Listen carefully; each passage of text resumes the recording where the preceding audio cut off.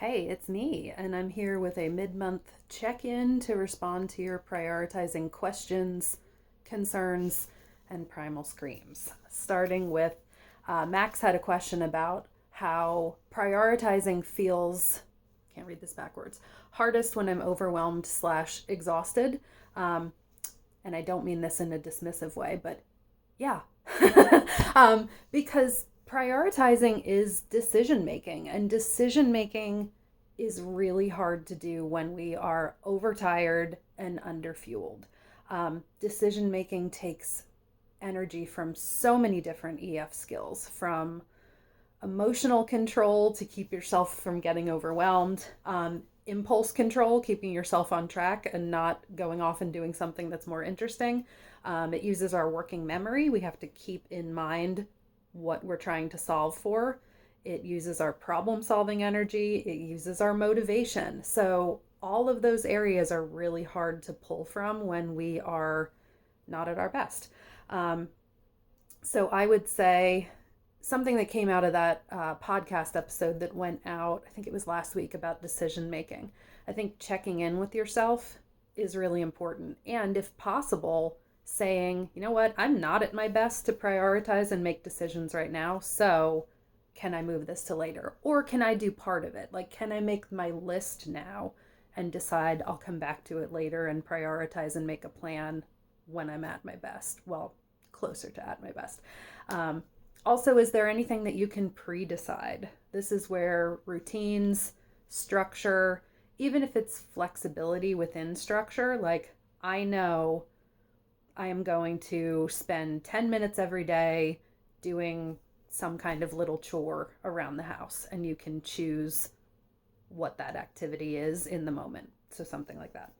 Um, Ashley explained that she's got, I forget, Ashley, if you said it was marketing, editing, I think, a calendar. So you've got a calendar, but you forget to come back and look at it and then feel overwhelmed and guilty when you do, which is a common pattern for sure.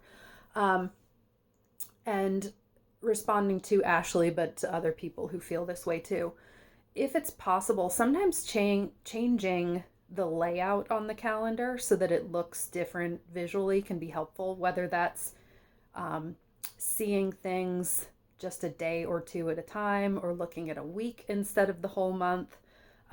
Some people even respond differently to the days being laid out vertically, top to bottom, instead of left to right. So you could just play around with that and see if that makes a difference. Um, if you're able to categorize or add tags, depending on what kind of calendar and system you're using, but maybe you could just see one type of priority at a time. Um, I also find with so many clients that if you can make the process of prioritizing kinesthetic, actually tactile, moving things around, that can make a huge difference. So it is a little more work on the front end, but if you can get sticky notes, index cards, um, I wouldn't say a whiteboard, but I'm thinking something where you can actually pick up each task and move it and group it. Um, that can really, it can just like unlock your thinking in a way that having everything kind of in 2D on one screen doesn't allow you to access. So I think it can make a difference, again, to have tasks laid out on little pieces of paper or sticky notes and be able to move them around. It just helps you see things differently. Um, I do realize if you're like handed a pre-made calendar, you might not have a lot of control over things. But again, I think a key is thinking about what you can control. And then my friend Rachel said that prioritizing, that part is actually easy. The planning, the thinking through, but then coming back to it and following through is a lot harder, which again is a common pattern.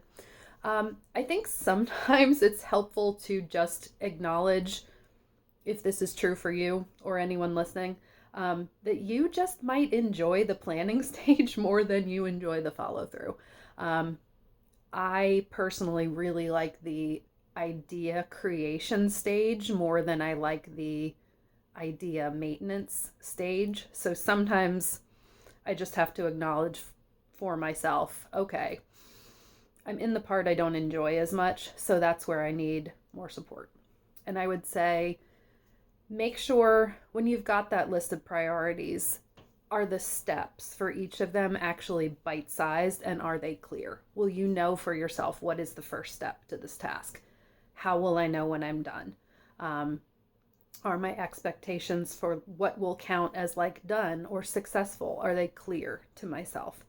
And also, if there's any kind of friction that you can remove, as far as time of day that you're trying to engage with that list of priorities, transition time, what you're trying to leave behind before you tackle that to-do list.